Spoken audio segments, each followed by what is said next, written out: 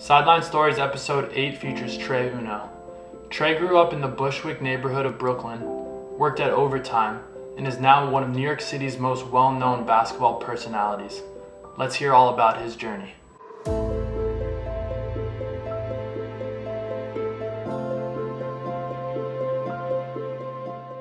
Welcome back to another episode of Sideline Stories. This is episode 8, and I'm joined by Trey Uno, who I met while I was working at Overtime. And my first memory of Trey was, I was an intern, I was one weekend, we did like an open basketball run, and Trey probably caught like 4 or 5 dunks, just bodying people. I was one of the victims. But thanks for joining us today, Trey. Happy to do this interview in person. This is our 8th episode, but only the 2nd one we've done in person because of COVID. So let's get things going. Who was your favorite athlete growing up? My favorite athlete growing up, I'm gonna have to go with the GOAT. Oh, as Shannon Sharp would say, the GOAT. LeBron James, gotta go with that, man. And then you played on the Brooklyn Badgers AAU team that eventually became the New York Reds. Yes. What was your favorite memory on the AAU circuit side of things? I would say the traveling, because around that time I was very unfortunate. Honestly, I was still scrapping to eat at night. So definitely going on those trips. I was looking forward to the food, the hotels, and just hanging out with people, because like when you're going through things at home, you don't kind of want to be around anyone, because like it's kind of embarrassing to like talk about those things. So for it to come up and you don't really know what to say. So yeah, I would say probably just like traveling and being around like my teammates. That's probably my favorite part of AAU. Thinking a little bit about who your top 5 in the NBA is today. Take a second, however long you need. Definitely an insane postseason. We were talking a little bit before about how like LeBron, like for the first time in a while, might actually not be like one of the best players in the league. Might still be top 5. I'll say it doesn't have to be in order. So just the 5 best players in the NBA going into next season. Okay. I'm actually going to start off with Steph Curry, and I say this because I feel like he was supposed to win MVP last year, but the only reason why he didn't win MVP is because I think his team didn't make the playoffs. So I feel like if he got his team to the playoffs, he would have won MVP. But I'll go with Steph Curry. Not in order? Not in order. Cool. Steph Curry, Kevin Durant, Giannis. I'm gonna go with the Joker. It was either him or Embiid. That was hard. But I'm gonna go with the Joker. Embiid got some injury issues that he needed fixed, man. And the GOAT. You gotta go with LeBron. You gotta throw him in there. I don't think he's the best player in the league today. I'm gonna say that. But I do think he's still one of the best players. What's your like pregame music? Who are you listening to right before you get out there? Pregame, it's crazy. I don't really have the most common pregame music. I have old school. I like listening to old school music, like old school slow music, for example. I can't get in like a rowdy mode before a game. I need like a calm, you get what I'm saying? Like an even kill type of mood. Vienna is one of my favorite songs. I really joke.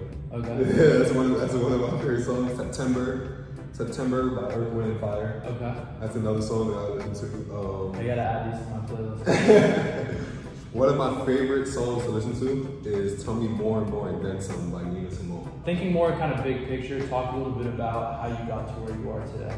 Okay, kind of just being myself, kind of being outgoing, like showing my personality as much as possible, because like I can't shy away from the moment a lot when it comes to like a camera being in my face or anything like that, because I'm a very shy person. But I love doing this. I love entertaining people. I love putting smiles on people's faces. Without giving away too much, there's a movie coming out at the end of the year that I'm in. I kind of have a big significant role in. I'm the villain. Okay. You would say, someone or the arc, or whatever you want to call it. I'm the big bad guy in the other team playing against the best player. Okay. So that would be fun to watch. That'd be dope. Yeah. Congrats, man. Thank you, man. I appreciate that. Congrats. That's big time. How did you get the name Trey Uno? I know a lot of people used to call you Overtime Trey, and now since you moved on from that, you're just kind of Trey or Trey Uno. Talk a little bit about that. So the name Trey Uno came from my mom, actually. Her birthday is December 31st, and 3-1, I kind of had to like make that. I wanted to make that cool. I wanted to make that name sound cool on Instagram. I was like, let me try it in Spanish. Spanish is Trey Uno, 31. And I was like, that don't sound cool. And a lot of people don't know how to say that. So, because I'm half Puerto Rican for those that don't know. So I was like, all right, let me try the number separately. Let me try Trey. It's Trey in Spanish. Yeah. I was like, let me put Trey Uno, 3-1. So that's kind of how I got that name from my mom. Her birthday's December 31st, and I got it tattooed on me specifically in this spot right here. So when I shoot free throws, I can feel like my mom is with me at the games. So that's sweet. Yeah. Yeah, I don't think people don't have the time to say Trey Uno.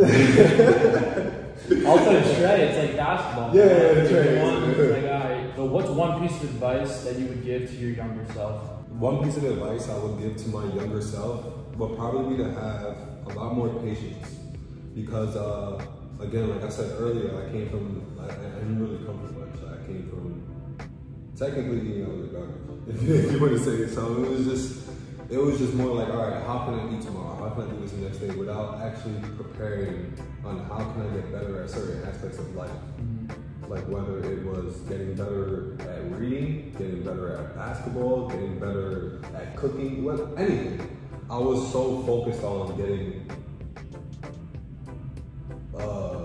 financially stable at too young of an age, so I didn't really have time to really enjoy that. Rushing into things can lead to like things like depression or just being sad all the time, and you don't really want that for yourself, because like it's hard to move forward when you can't really just get up out of the bed because you don't even know what it is. You're just up and you're just looking at the ceiling and it's just like, all right, what am I gonna do today? What am I gonna eat today? What am I gonna? You got what I'm saying? Instead of just going out and getting it, instead of just being a little more patient with yourself, instead of understanding the situation. What's next for you when you think about where you're trying to go next, or what you have kind of? I know you said you had that one movie that went really well, and I know you were out in LA as well. But what would you say is next for you? What's next for me would be probably a lot more acting, just a lot more getting myself out there on social media, a lot on the entertainment side, a little bit away from the basketball side, because I feel like everyone knows me. When everyone sees me, you're a great dunker.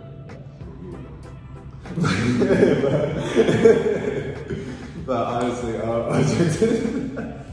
don't know if he told you guys, but just to remind you, I dunked on him. So we gonna say more than one.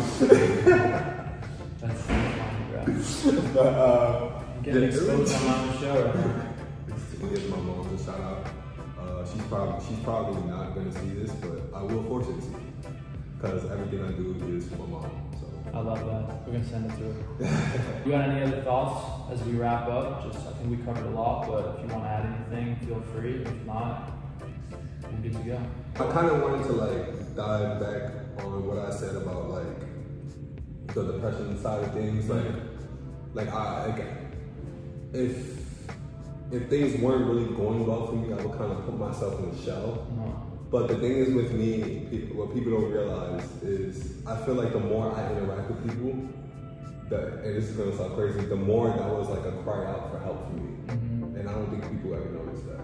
Because when things are going well for me, like when things are, like this kind of sounds selfish, but it's not. I only kind of look out for like my immediate people. Like, so it looks like I'm in the shadows, but I'm really not. So when things are going well for me, I'm low key. Like I'm with my family, I'm with my friends, everyone's getting taken care of. But when things are not really going well for me, I'm kind of like outside everywhere. I'm kind of like trying to find joy in every little thing that I do. So it's just like, I would say for those of the people that are actually going through those things, I would say not to really put yourself in the shadows, because like that can honestly make things worse. I'm a victim of that. So it's definitely been an experience, but I feel like whatever I've been through made me better today.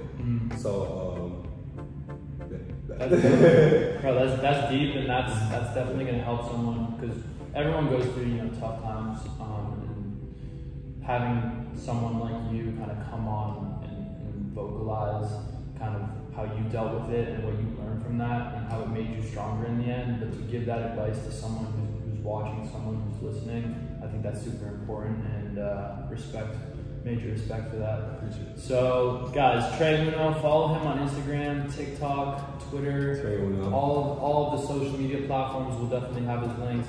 I appreciate you coming by today, my guy. We'll definitely be in touch.